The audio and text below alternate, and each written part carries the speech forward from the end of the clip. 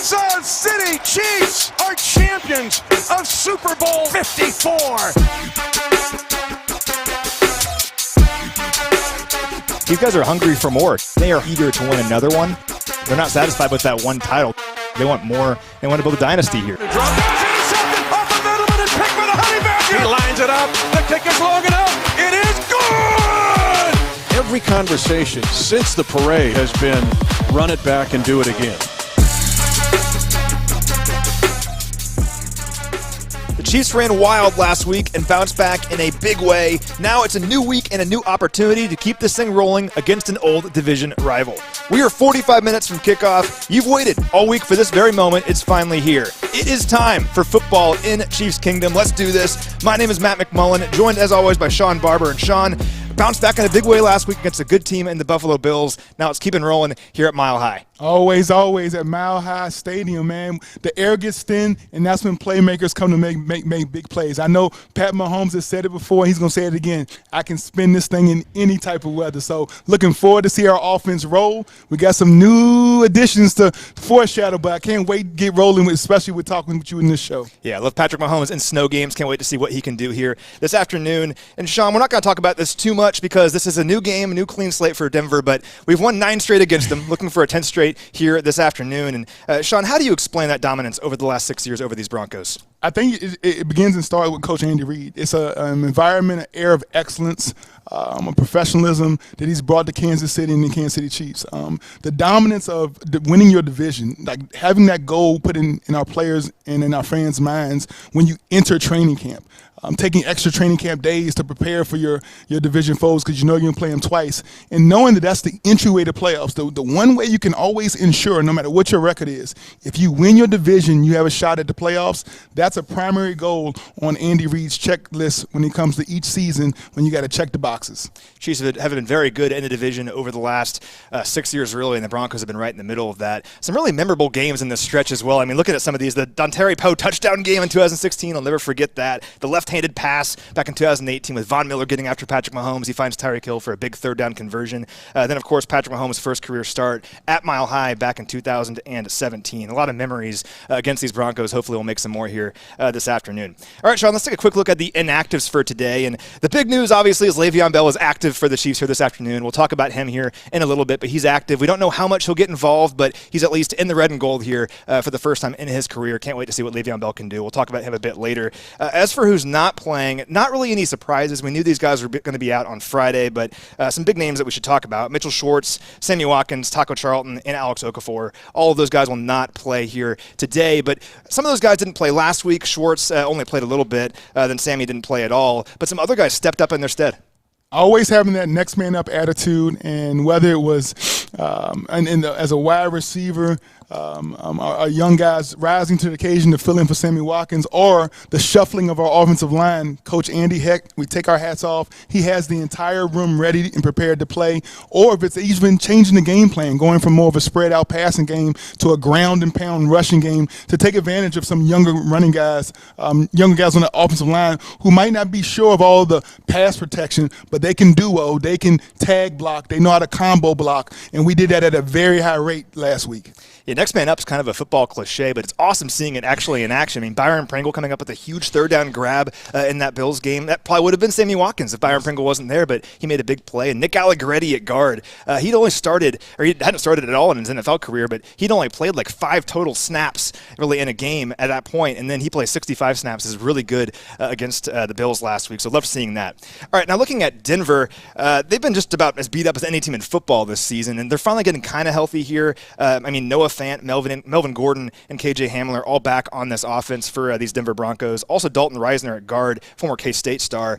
He was questionable coming in. He is active here this afternoon as well. So this group, there's some guys that aren't coming back at all, guys like Cortland Sutton and Von Miller on the defense, but this offense particularly about as healthy as it's been all season. And that's what you want to see. A team we come into their building, we want to get their best shot. We know Denver is a team that's going to reckon with. They're a divisional foe, but you get tired of playing against teams with one arm behind them and back. Whether it's New England without their quarterback, the Raiders without their offensive line being well, whatever the excuse each team has for falling to the Chiefs, it's time now. We want teams' best shot. Hey, all your guys are healthy. Let's see if you can give the Chiefs a couple rounds of good football. And we know on the road you got to play some really good football, offense, defense, special teams. All three phases have to play together. When the momentum gets going and the Chiefs get to rolling today on game day, let's make sure that we play together as a unit.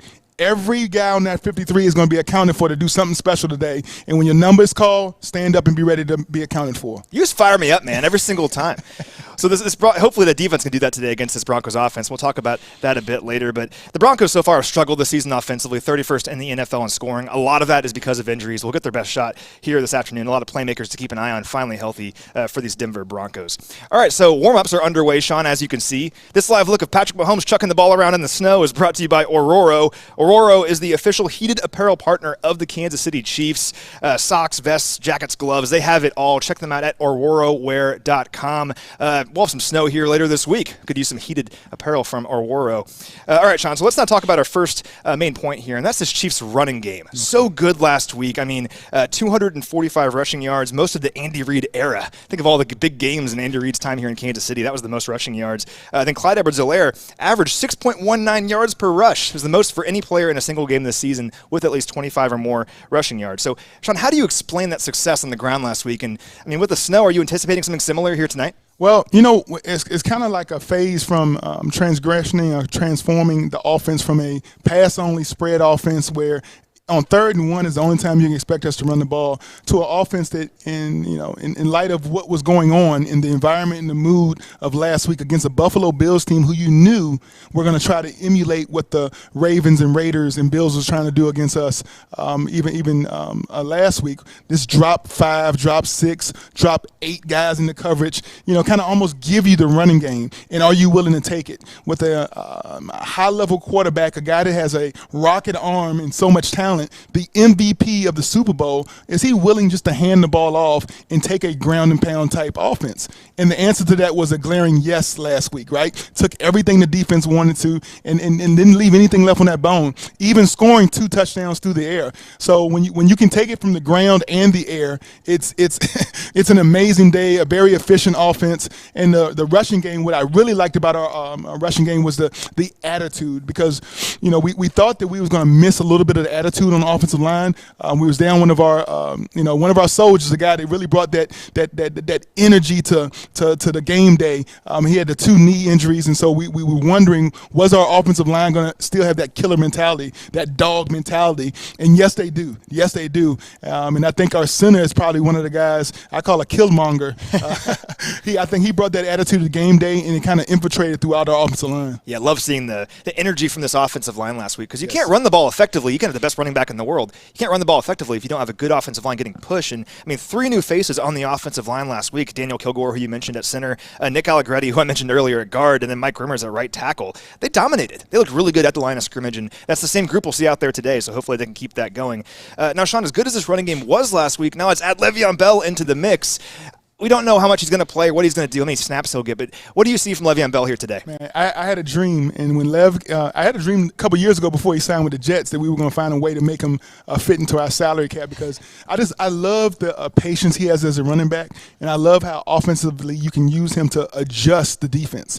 Just shifting him or motioning him, it changes the linebacker sets, it changes the way the safeties can rock and roll, and who they can cover and double. You can change so many things on the defensive side by moving one piece in offense, if it's a piece like Lev Bell, because he creates such a bad mismatch against almost anybody in your defensive backfield except for a cornerback. Even against some of the top safeties, top linebackers in the league, Lev Bell is a mismatch receiver threat, and in the screen game or the delay running game, he's so versatile coming out the backfield that even if he doesn't have any touches today in game day, if I can just see him shift in motion, do a little rocket motion, a little motion out the backfield, shift to a wide receiver, maybe even in the wildcat. If I can see him at a couple of those positions, I'll be so excited just to see the opponents, the defense go bonkers trying to figure out who's going to actually cover him and who wants to cover him. Nobody. Yeah, you're right. He's a great running back, but also so good in the receiving game. And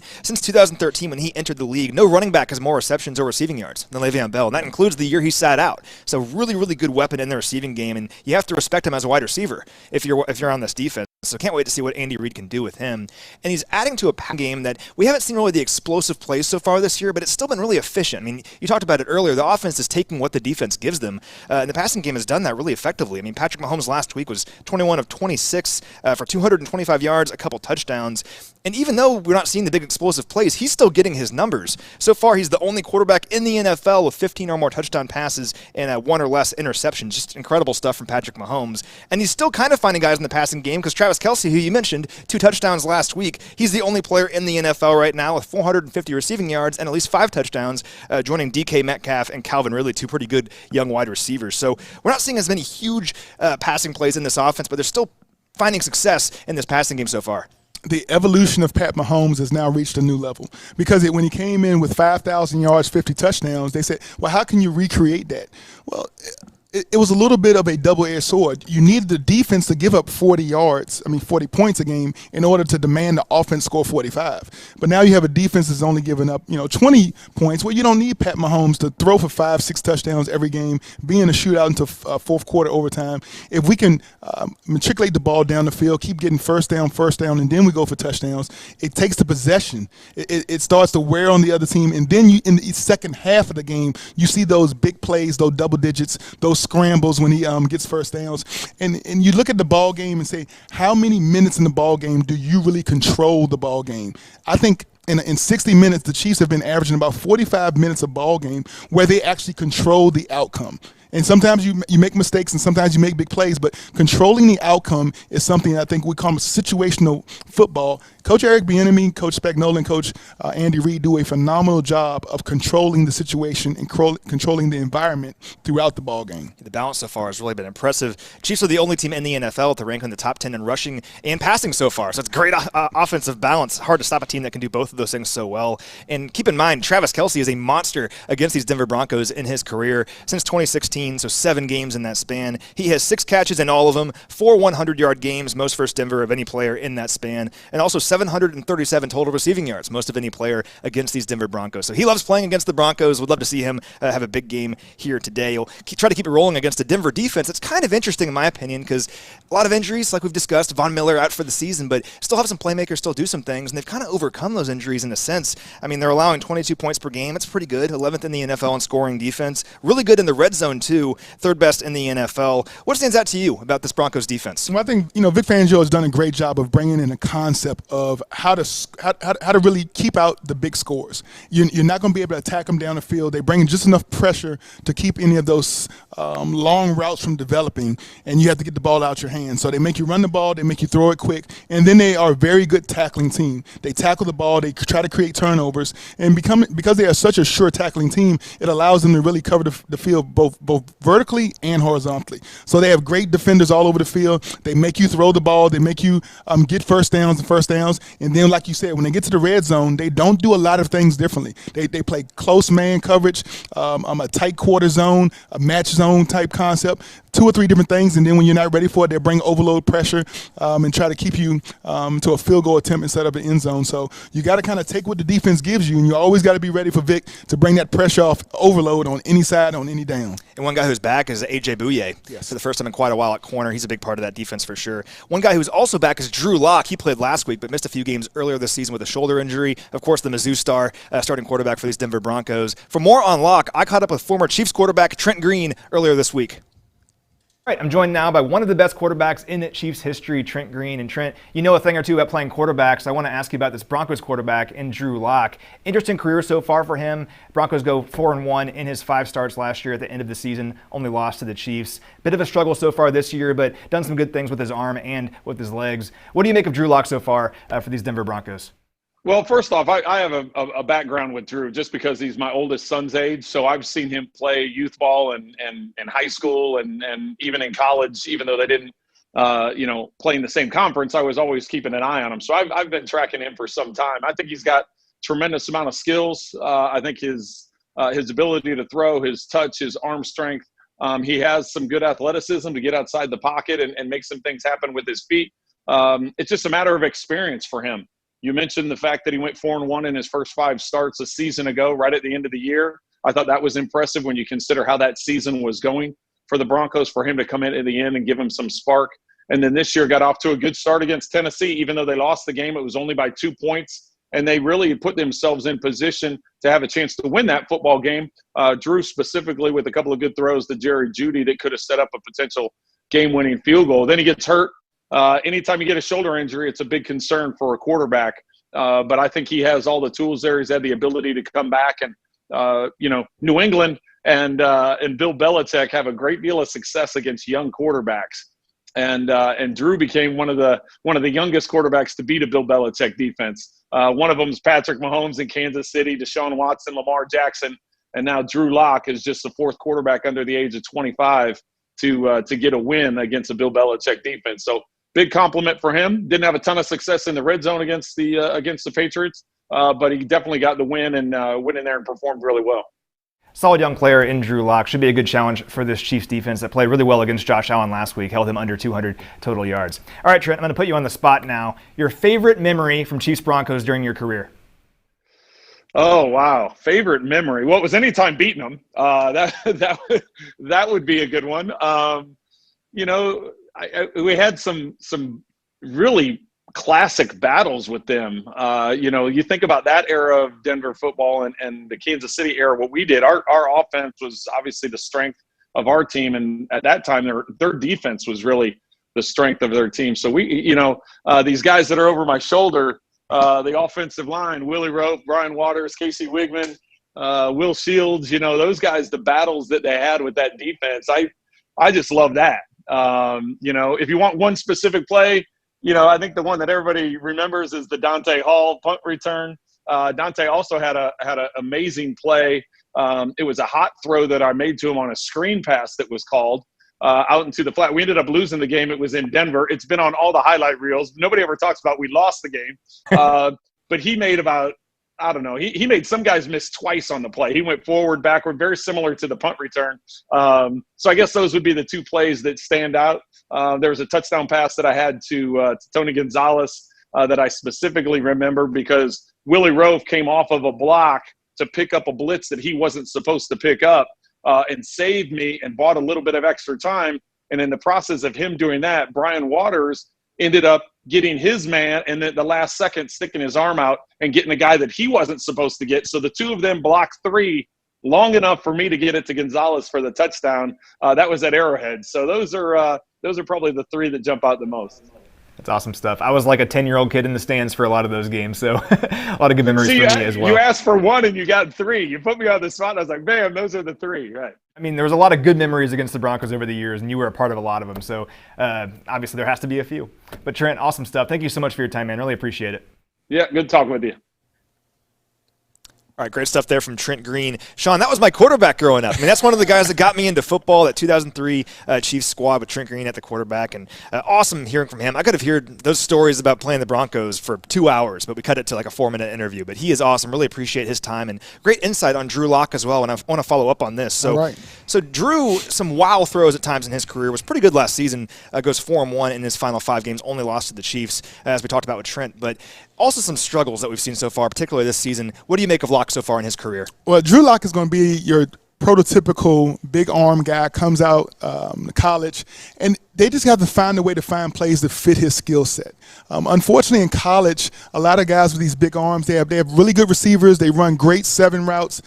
You're running routes against linebackers and safeties that are sometimes with the wrong leverage. And as those receivers are pulling away, it's like throwing a coin into the pond. I mean, the receivers are wide open. They create 5, 6, 7 yards of separation, so you don't really have to pinpoint it. And then you try to make those same throws in the NFL. Well, guess what? The safeties are a lot better. Every team has a honey badger. Every team has a a Willie Gay Jr., a linebacker, a will linebacker that can run like a DB, run like a safety.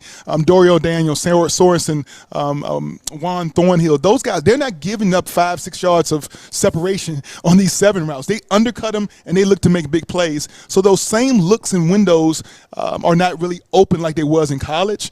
And what I'm seeing is he's just not growing as a passer to be able to anticipate where the ball needs to go against certain defenses. And he's being his eyes are lying to him a lot when it comes to defensive coverages, disguising defenses, looking like split safety and going to a single high safety or doing the opposite. And he's having to hesitate before he throws. And when you delay that throwing window, that time gets thrown off, those windows close very fast here in the NFL. So one of those windows that Mitch Holthus actually identified, mentioned to me that we kind of did some research on is deep down the field in the corners outside the numbers, 20 yards down the field. Drew Lock loves that throw. And in college, he completed 24 passes in 2018 to that area, those outside corners, for 10 touchdowns. So he loved going to that area, but it's much easier in college than it is in the pros. He's tried doing it in the pros so far and really hasn't had a lot of success. Had an interception making that exact throw last week against the Patriots. So even though he's not as good at it in the pros, it's still instinctual. He wants to make that throw, and it's leading to mistakes. So what gives you confidence the Chiefs can come out there, defend those throws here tonight, and particularly against a lot of playmakers coming back for the Broncos? Well, I said a few names. When you talk about Honey Badger and Juan Thornhill, the safeties we have safeties that cover like corners. And so you're not going to have that separation. You're not going to have those easy windows to be able to hit. And then we have guys like Frank Clark and Chris Jones that can make those throws. You have to make those throws without stepping up into them. You're going to be under a lot of duress, a lot of pressure. I know Chris Jones, he hangs his hat on creating quarterback havoc in the backfield. So our D-line does a great job. Our first level, our second level, and third level, they work all together in unison to create pressure on the quarterback, have them hold the ball.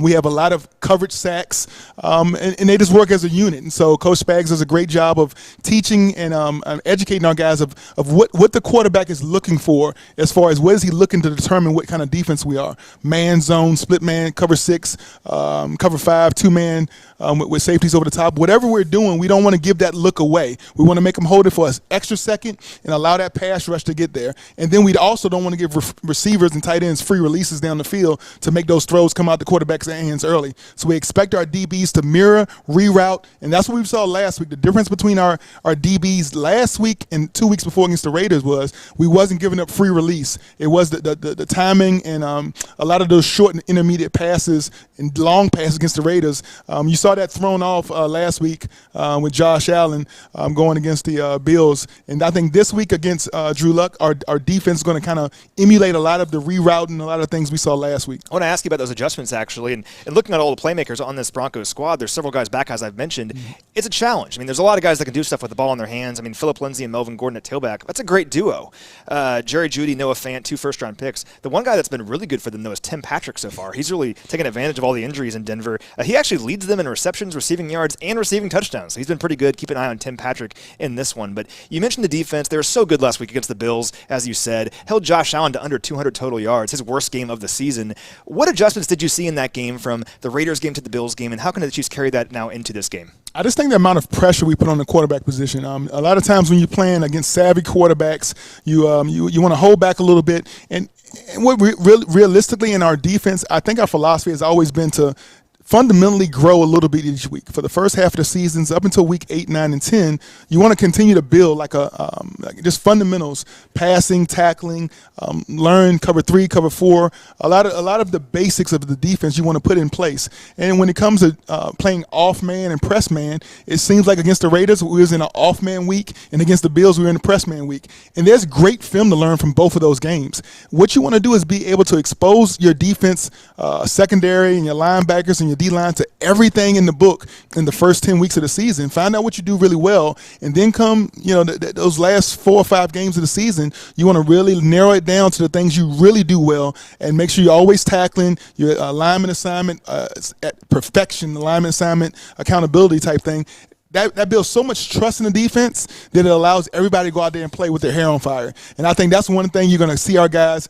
We have great leadership on the defense side of the ball. So with Honey Badger and Chris Jones, those guys, Hitman, Hitchens, what those guys do on all 3 levels, they take accountability and responsibility, and they lead this defense like I haven't seen before. We saw that at the end of last season. Week 11 on, it became the best defense in football, and for the most part, it's actually carried into the season. People want to talk about that Raiders game, but if you look at the numbers here, there's one defense in the NFL that through 5 of their 6 games has allowed 20 or fewer points in 5 of those games. It's the Kansas City Chiefs, so I'd love to see that here continued against these Denver Broncos.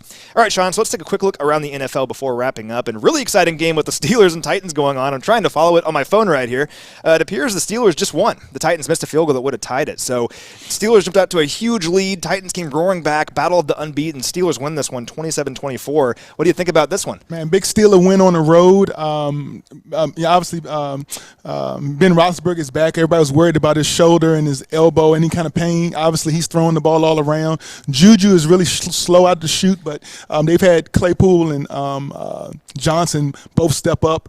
You already know Connor's going to be a tough guy. So they've created a kind of a new era of that Steel defense. That defense led by J.J. Watt's little brother. The little Watt has now become the big Watt, and he's definitely leading a great defense with Bud Dupree. Fitzpatrick is also the safety.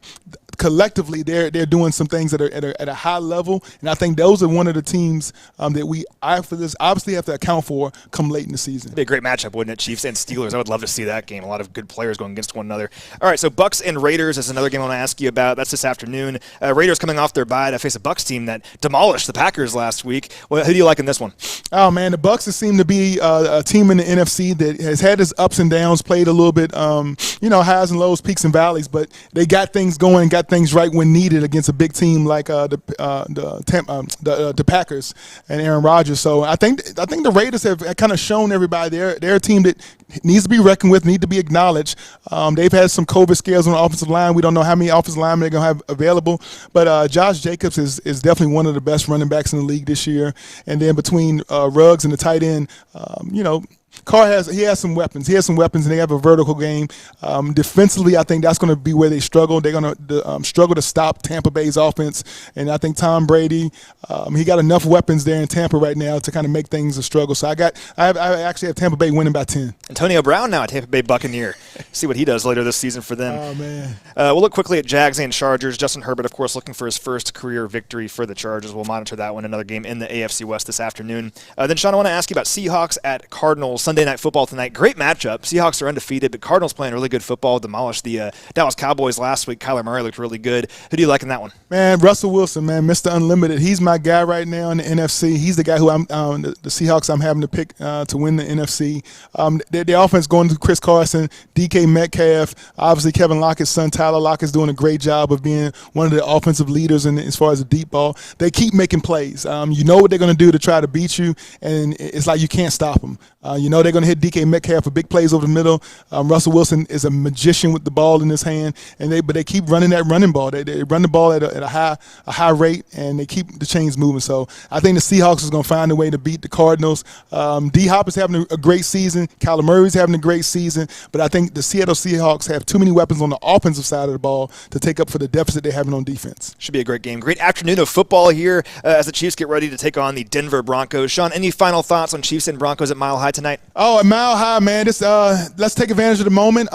First quarter of the season was over 4-0. Second quarter season started 1-1. So let's get back on that winning trail. So let's be 2-1 in the second quarter of the season. Let's work on what we need to work on, and let's remember the main thing is still the main thing. Chiefs against the world. Love that. Let's stack those wins together, beginning with this win against the Denver Broncos, hopefully. And Shawn, the Chiefs will be back at Arrowhead next week to take on the New York Jets. There's still a limited number of tickets available for that game, so grab yours at chiefs.com/tickets. Go take care of that as soon as possible. That'll do it for us. Thank you so much for watching, everybody. For Shawn Barber, my name is Matt McMullen. Enjoy the game, everyone.